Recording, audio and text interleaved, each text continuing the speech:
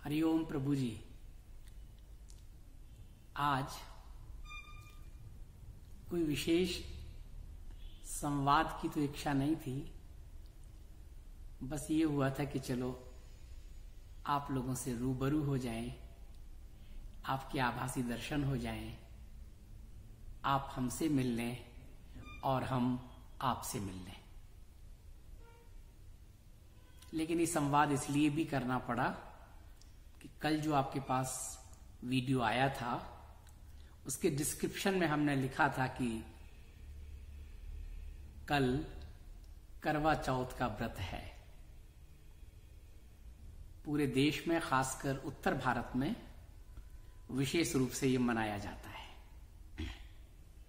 महिलाएं अपने पति की दीर्घायु और स्वस्थ होने की कामना से निर्जल व्रत रखती हैं और शाम को चंद्रमा देखने के बाद ही कुछ ग्रहण करती हैं, चंद्रमा की पूजा करती हैं, साथ में अपने पति की भी पूजा करते हैं। सदियों से ये व्रत, ये त्योहार मनाया जाता रहा है। कार्तिक की चौथ से।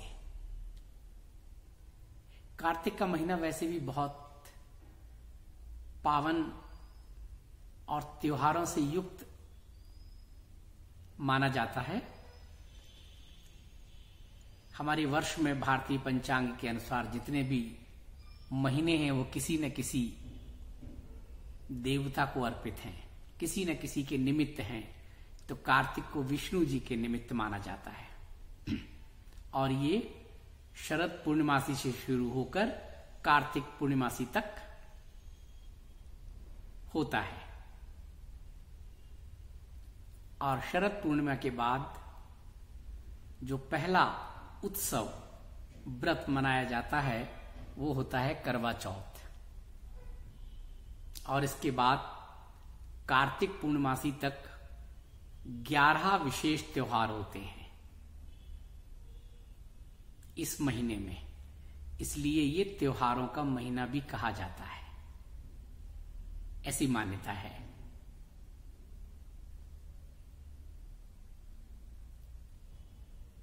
अब बात हम करें अगर करवा चौथ की। हर त्योहार के पीछे कोई ना कोई कारण होता है प्रभु जी। हर व्रत के पीछे कोई ना कोई कारण होता है। अगर हम उस कारण को समझ लें और उसी भाव से वो व्रत करें, उत्सव करें, त्योहार को मनाएं, तो वो अभीष्ट फल देता है। लेकिन अगर हम कारण नहीं समझ पाएंगे तो हमारी बुद्धि तर्क करेगी क्या, क्यों और कैसे। इस व्रत को लेकर भी इस तरह की प्रश्न महिलाओं के दिमाग में, खासकर शहरों और महानगरों की जो पढ़ी लिखी महिलाएं हैं, आत्मनिर्भर महिलाएं हैं, उनके दिमाग में ये बात आता है कि आखिर पत्नी ही क्यों पति की दीर्घायु और उसके स्वास्थ्य के लिए कामना करे, व्रत रखे। पत्नियों के लिए व्रत क्यों नहीं होता। बहुत सारी इस तरह की बातें होती हैं। लेकिन सदियों से चली आ रही है ये पुरानी परंपरा, तो उस परंपरा का निर्वाह भी करना होता है, भले ही भाव हो या ना हो।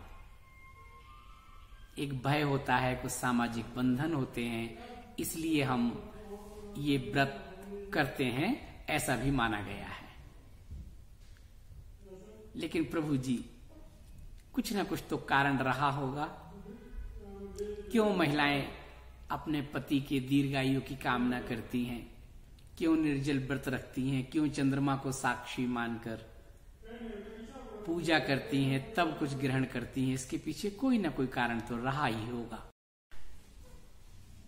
हमने कुछ ऐसे पतियों को भी देखा है जो करवा चौथ के दिन खुद भी व्रत रखते हैं सपोर्ट करने के लिए। जब उनसे पूछे तो वो कहते हैं कि मेरी पत्नी मेरे लिए व्रत रख रही है तो मैं सपोर्ट में मैं भी व्रत रखूंगा। हम दोनों साथ साथ ही चंद्रमा को देखने के बाद भोजन करेंगे। और भी बहुत सारी जिज्ञासाएं होती हैं। कुछ लोगों का ये भी कहना होता है कि आजकल पति और पत्नी एक दूसरे से किसी भी रूप में कम नहीं है, आत्मनिर्भर हैं, समाज में विकास में अपना योगदान कंधे से कंधा मिलाकर देते हैं। फिर पत्नी ही ऐसा क्यों करे, पति के लिए क्यों व्रत रखे? और भी बहुत सारी जिज्ञासाएं होती हैं प्रभु जी। इसलिए हमें कारण और निवारण दोनों को ही जान लेना जरूरी है। निवारण का मतलब कि भाव। अगर हम कारण जान लेंगे तो हमारे भाव में प्रबलता आएगी।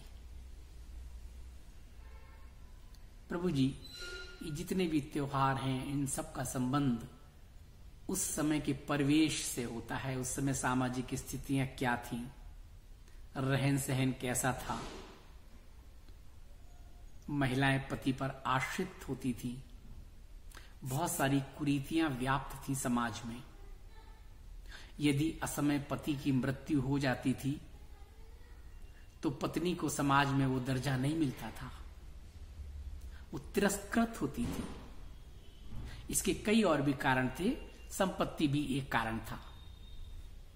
इसीलिए हमारे यहां कुप्रथाओं ने जन्म लिया कि पति की मृत्यु के बाद बहुत सी जगह पत्नियों को भी सती होना पड़ता था।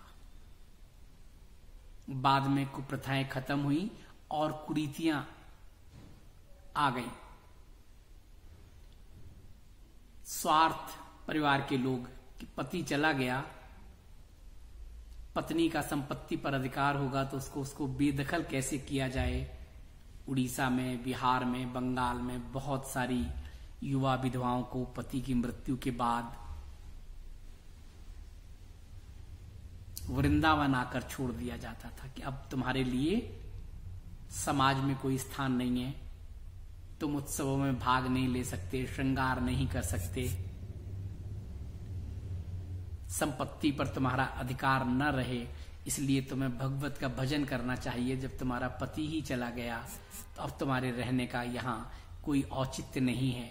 और वो उनको वृंदावन लाकर छोड़कर चले जाते थे। आज भी वृंदावन में हजारों विधवाएं सफेद वस्त्रों में आपको मिल जाएंगी। उड़ीसा की, पश्चिम बंगाल की, बिहार की, देश के और दूर दराज के हिस्सों से। और वो यहां आती हैं, कृष्ण का भजन करती हैं, अपने भाग्य को कोसती हैं। और ये सदियों पहले से ही परंपरा चली आ रही है कि पति है तो सब कुछ है और पति नहीं है तो पत्नी का कोई महत्व नहीं है, उसका कोई सम्मान नहीं है समाज में। अशिक्षा इसका एक बड़ा कारण थी। हम जागरूक नहीं थे, आत्मनिर्भर नहीं थे, जमीन पर गुजारा होता था, स्वार्थ भी आ गए थे। इसलिए पत्नियां यही करती थी कि किसी तरह उनके पति उनकी उम्र तक रहें, वो सौभाग्यवती रहें, पति से पहले उनकी मृत्यु हो जाए, उनकी दुर्दशा ना हो। पति भी यही कामना करते थे कि मेरे बाद पत्नी का क्या हाल होगा समाज की कुरीतियों के कारण, इसलिए इसका शरीर मेरे सामने ही चला जाए तो ज्यादा अच्छा है।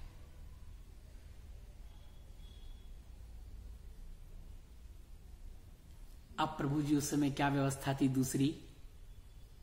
दूसरी व्यवस्था ये थी कि साल भर गांव में काम नहीं होता था तो पति, छोटे छोटे से खेत होते थे, खलिहान होते थे, तो पति मजदूरी के लिए दूर देश में जाते थे, व्यापार करने के लिए जाते थे। और उस समय साधन तो थे नहीं, तो लोग क्या करते थे? पैदल जाते थे, जंगलों को पार करके जाना होता था दूसरे इलाके में जहां पर आय के कुछ साधन थे, जहां काम था। तो वो जाते थे और जाने के बाद 6 महीने, 8 महीने कार्य करते थे और फिर वापस आते थे पैसा लेकर अपने परिवार के लिए, परिवार के पोषण के लिए। यही समय होता था।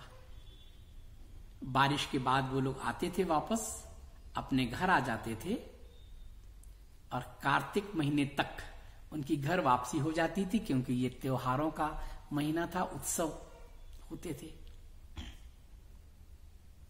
तो पत्नियां अपने पति सही सलामत लौट आए अपने घर,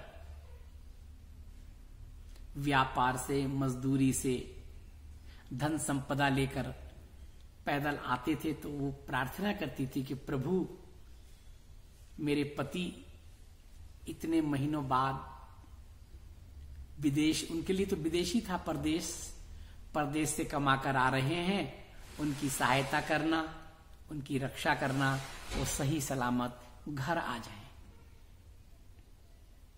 और जंगलों में तो प्रभु जी बहुत स्थिति, बारिश में कीड़े मकोड़े होते थे, बहुत से लोग चलते थे, घर पहुंच ही नहीं पाते थे जंगली जानवरों से और अन्य नान्य कीड़ों से, विषैले कीड़ों से उनको खतरा होता था। तब इस तरह के त्योहार, इस तरह की परंपराएं शुरू हुई। एक तीज बहुत बड़ा त्योहार होता है, भादों का तीज। सावन के बाद, बारिश के बाद जब वो लोग वहां से चलते थे, आते थे जंगलों में, तो रास्ता बहुत दुर्गम होता था, बहुत से लोग पहुंच ही नहीं पाते थे।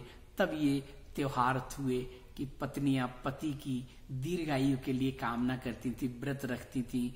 अब हमारे पति वहां से चल दिए हैं, कार्तिक तक यहां पहुंचेंगे,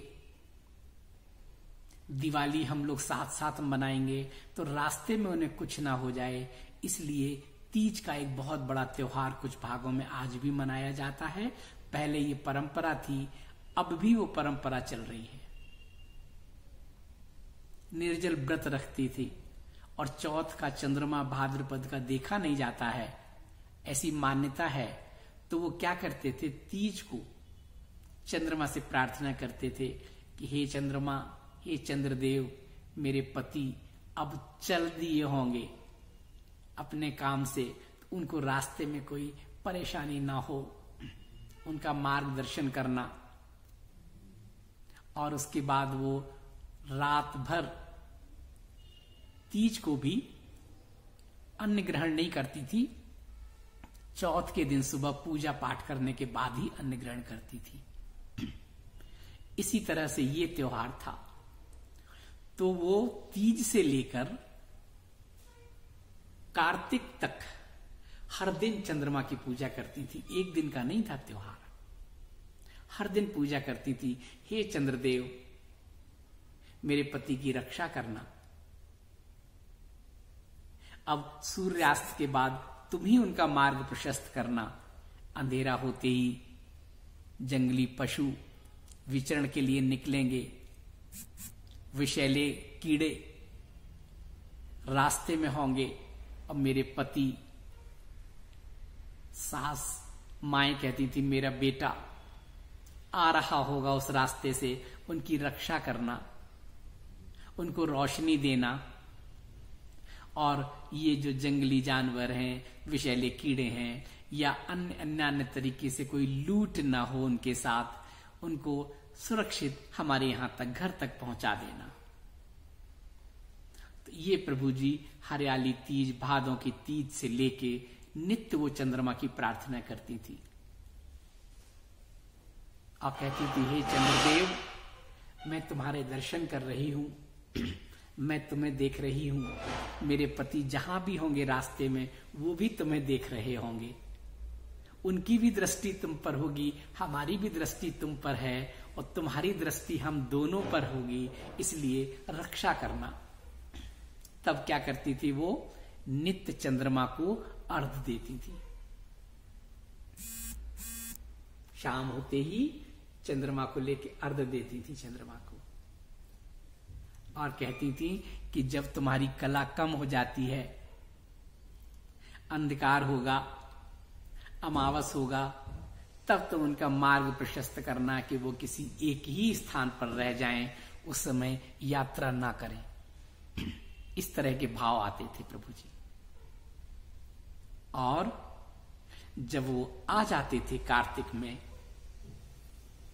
शरद पूर्णिमा यही मनाते थे, उत्सव शुरू होता था, तब करवा चौथ को फिर दोनों जने मिलकर फिर वो पूर्णाहुति की तरह चंद्रमा की पूजा करते थे करवा चौथ, कि हे प्रभु आपका बहुत बहुत धन्यवाद है कि मेरे पति, मेरा बेटा सकुशल अपने व्यापार से, अपने खेत से यहां पर आ गया है। मैं आपका कैसे आभार व्यक्त करूं, मैं आपका कैसे धन्यवाद करूं। इसलिए मैं एक दिन निर्जल रहकर मैं तुम्हारा धन्यवाद ज्ञापित करती हूं। इसी तरह मेरे पति की रक्षा करना। इस तरह से ये व्रत शुरू हुआ। तो पहले वो चंद्रमा को देखते थे, और चौथ का चांद देखा नहीं जाता है तो छलनी से देखते थे, उसके एक एक छिद्र से, कि देखो इसके जितने छिद्र हैं उतने दिनों से मैं तुम्हें देख रही हूं, मैं तुम्हारी पूजा कर रही हूं, तुम्हारी आराधना कर रही हूं। आज मेरा पूजा सफल हो गई।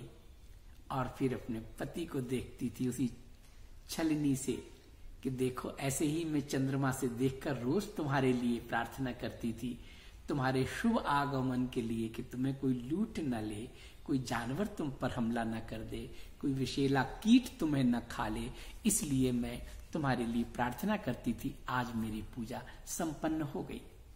वो जानती थी कि अगर पति को कुछ हो गया, असमय मृत्यु हो गई, तो उस समय समाज की जो स्थिति थी, महिलाओं की जो स्थिति थी, जो दुर्दशा होती थी, त्याज्य समझा जाता था, शुभ कर्मों में उनकी भागीदारी नहीं होती थी, उससे वो बचने के लिए ऐसा करती थी अपने लिए।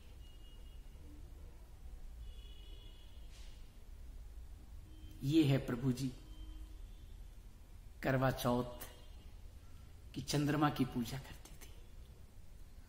और वो कहती थी कि चंद्रमा पूर्णमासी के बाद चौथ का चांद रोशनी होती ना, तो कहती जब तक तुम्हारी कलाएं हैं, रोशनी है, तब तक उनको रोशन करना। और जब पति दोबारा जब जाते थे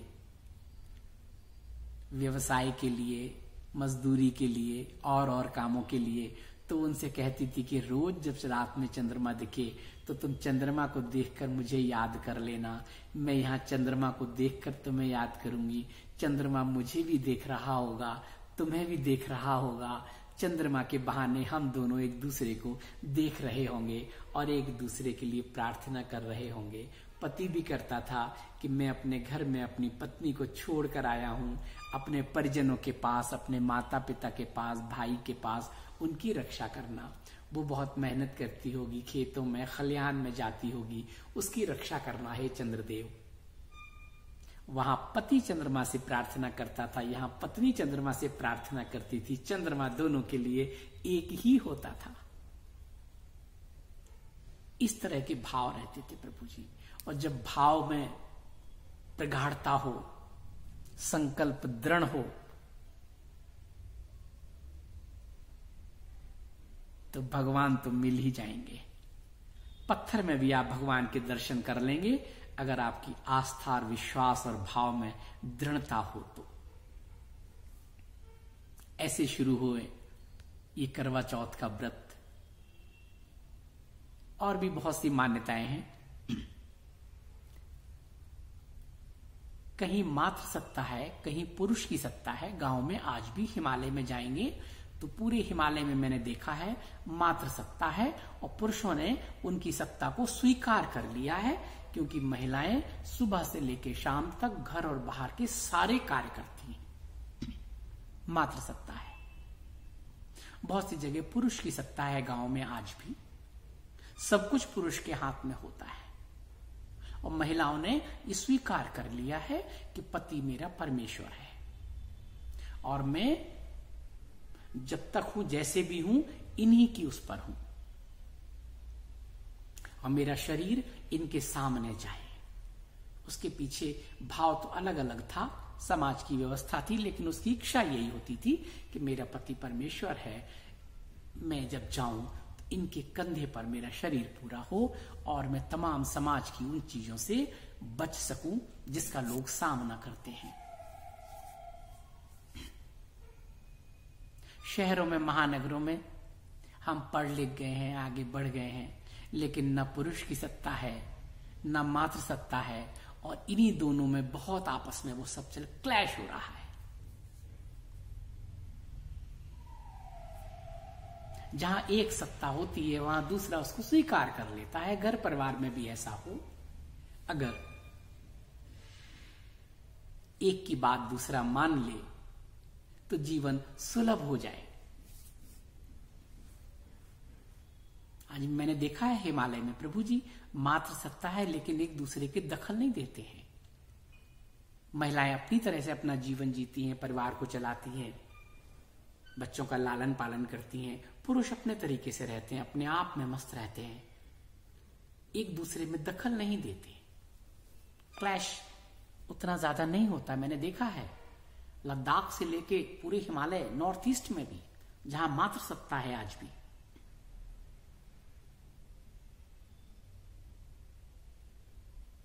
झगड़े के कारण होते हैं कि एक दूसरे की मतभेद होते हैं।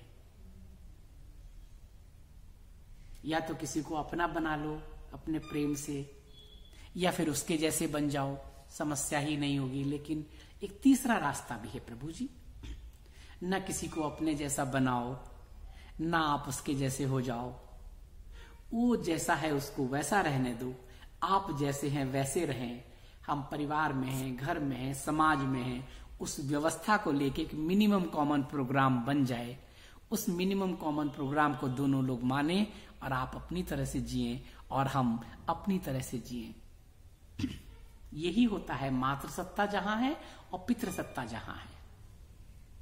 शहरों में, महानगरों में तो बहुत दिक्कत है प्रभु जी। यहां मतभेद के साथ मनभेद हो जाते हैं।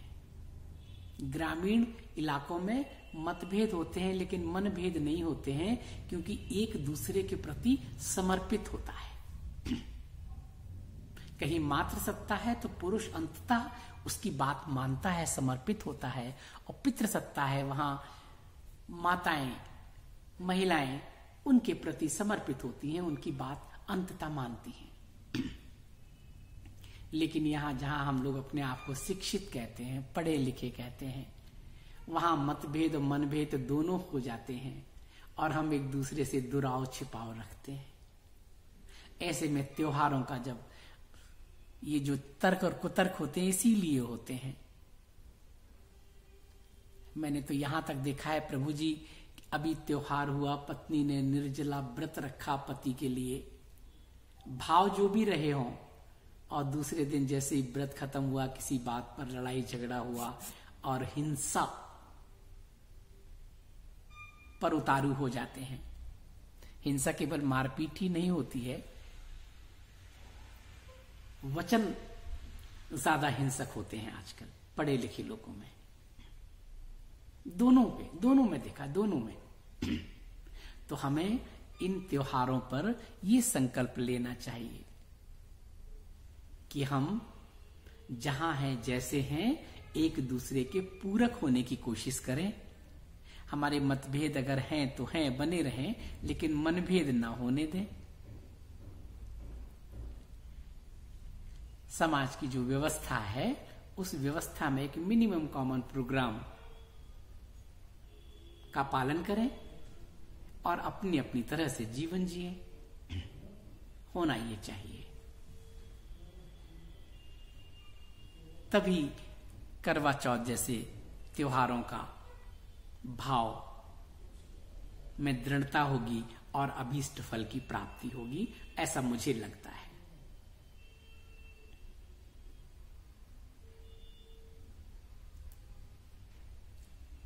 तो प्रभु जी, कल डिस्क्रिप्शन में कहा था कि करवा चौथ पर लेके कुछ बोलेंगे, तो मैंने आपको बता दिया कि हमारे जितने भी त्योहार हैं उनकी जड़ें हमारे घरों से, गांव से जुड़ी हैं। शहर तो अभी हुए हैं, लेकिन गांव में आज भी कितने प्रतिशत लोग हैं शहरों महानगरों में, आप उंगलियों में गिन लेंगे। आज भी देश की बहुसंख्या गांव में ही रहती है और उसी भाव के साथ तीज त्योहार मनाती है। हम लोग तर्क को तर्क करते हैं, लेकिन वो आस्था और विश्वास के साथ मनाते हैं। शहरों में तो हम किटी पार्टी की तरह मनाने लगे हैं करवा चौथ। गांव में महिलाएं उसी भाव से सुबह से लेकर रात तक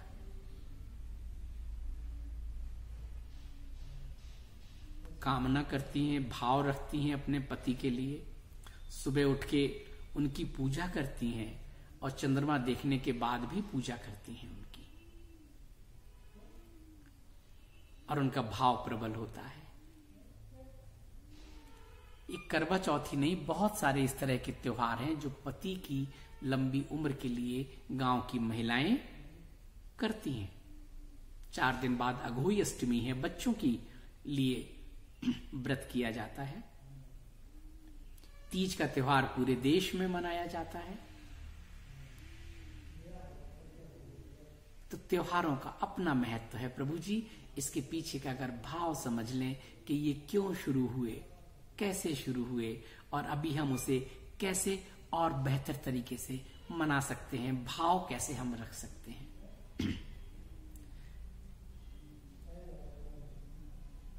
आज इतना ही। कल फिर किसी और विषय पर फिर आपसे बात करेंगे। दरअसल प्रभु जी ये भी मैसेज आए थे कि हम तो, हमारी प्यास स्पिरिचुअल है, आध्यात्मिक प्यास। बहुत दिनों से कोई ऐसे विषय पर बात नहीं हुई। प्रभु जी, जब मिलना ही है, रोज बातें करना ही है, तो किसी भी विषय पे कर लो, सूत्र तो मिल ही जाते हैं कोई ना कोई अपने जीवन में अपनाने के लिए। और खासतौर से शहरों और महानगरों में तो अगर हम एक संकल्प ले लें कल के दिन कि पत्नी उस भाव से अगर पति को वो करे और पति भी उस भाव से एक दूसरे के पूरक बन जाएं, दोनों की अपनी स्वतंत्रता होते हुए भी समाज की व्यवस्था और नियमों के तहत अगर हम रहने लगें, तो ये घर हमारा स्वर्ग बन सकता है।